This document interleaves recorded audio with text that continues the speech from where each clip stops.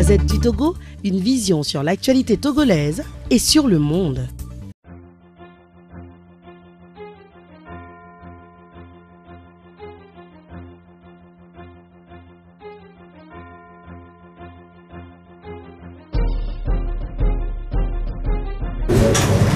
Je sais que tous les journalistes ont écouté le chef de l'État récemment dire qu'il a découvert qu'il était un dictateur sanguinaire, n'est-ce pas?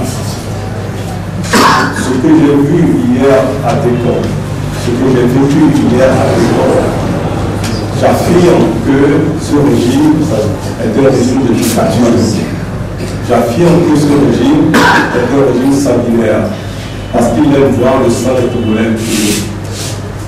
Ils ont prémédité, ils ont planifié et ils ont exécuté une répression sauvage contre des populations pacifiques, parmi lesquelles il y avait des jeunes, des femmes, des personnes âgées. Indistinctement, ils vont charger tout le monde.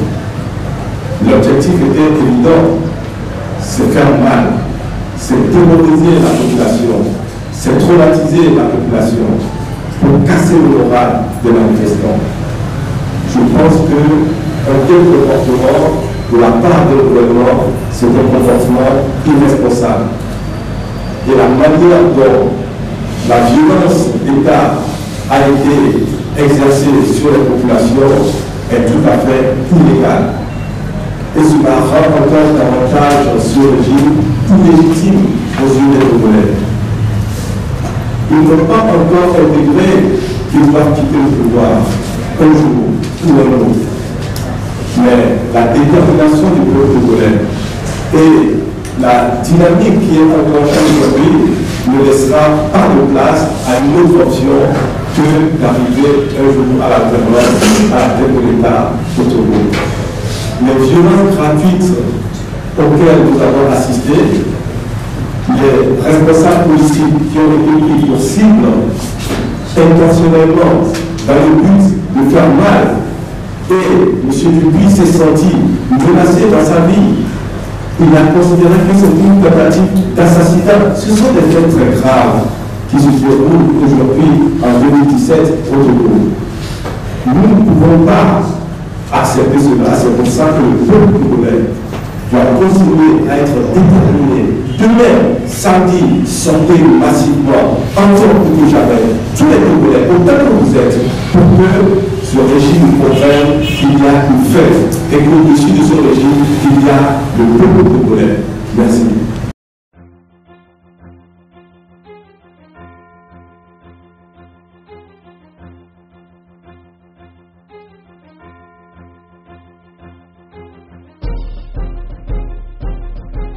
Non, ce qui s'est passé hier est totalement inadmissible.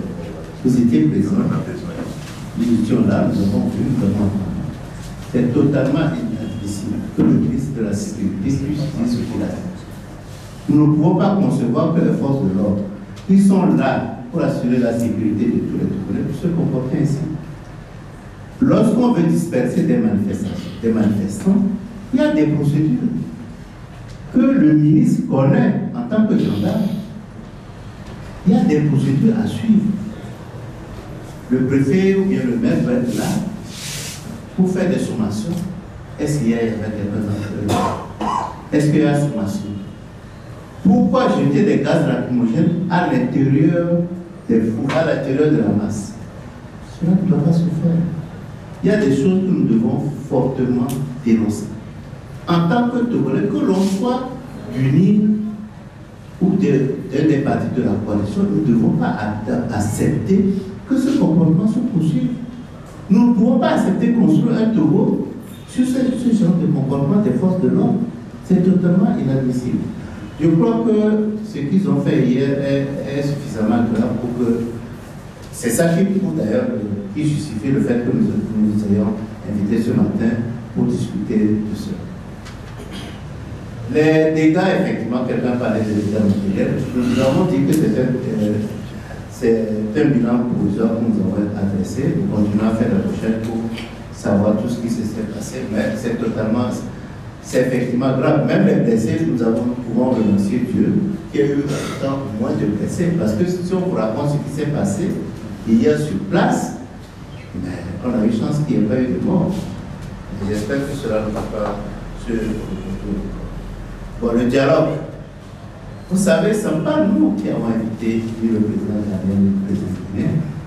C'est les chefs d'État de la sous-région qui se sont retrouvés à Niamey. Il y avait Faure, le président du Togo, il y avait le président du Niger, celui du Nigeria, celui du Bénin et celui de la Côte d'Ivoire et du Ghana. C'est eux qui ont décidé de confier la mission au président ghanéen pour qu'il aide à résoudre le problème togolais. Ce n'est pas nous. Le président togolais est bien informé, a participé à cette prise de décision.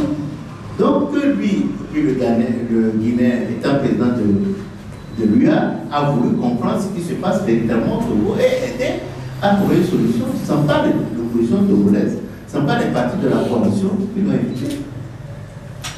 Nous avons trouvé, tout le monde l'a accepté. Ils sont venus ici, ils ont vu les représentants et le gouvernement, ils ont vu. Nous avons trouvé que c'est une bonne chose. Pourquoi du jour au lendemain, le gouvernement a décidé de conduire ce dialogue comme c'est lui qui est ici quoi que ce soit? Non. Il est aussi protagoniste comme nous. Et ils sont partie prenante de tout ce qui s'est passé par le passé. Donc pour nous, nous sommes toujours, en fait, le déplacement de nos collègues confirme une fois de plus notre volonté de dialogue. Donc quand ils seront là, ils vont vous expliquer. Quelqu'un parlait de est-ce que c'est les jeunes ou bien c'est nous qui avons décidé. Les manifestants manifestent ou bien ils expriment leur volonté. Mais étant des leaders, nous assumons ce qui est décidé. Nous tenons compte de ce qu'ils disent. Mais c'est à nous de transformer ça en décision et de l'appliquer. Maître Appelfort et Antoine, ils ont beaucoup insisté sur ça. Ce qui s'est passé mercredi. Nous avons dit qu'il vaut mieux arrêter tôt pour que les gens puissent rentrer tôt chez eux. Nous avons voulu rentrer tôt pour que les gens puissent rentrer tôt chez eux. Le jeudi, nous n'avons même pas fini de faire la jonction. Vous voyez le nombre de personnes qui viennent de Atikoumé et le nombre de personnes Atikoumé et d'Adéwi et les gens qui viennent d'Akoto, ça prend du temps pour faire la jonction. Il y a cette jonction qu'il faut assurer. Ensuite, la concertation qu'il faut faire compte tenu des informations qu'on voulait décharger la population. Mais tout ça, on n'a pas fait avant qu'ils ne commencent pas à charger. Et vous voulez disperser. Est-ce qu'on parle de dispersion lorsqu'on poursuit des gens sur des kilomètres? Et même si c'est des centaines de mètres. Est-ce que c'est une dispersion ça?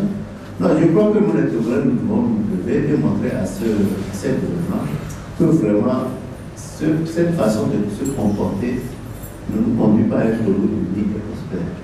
Pour nous, nous sommes décidés, nous allons continuer à écouter la population, à continuer à manifester pour que nous obtenions ce que nous. La Gazette du Togo, une vision sur l'actualité togolaise et sur le monde.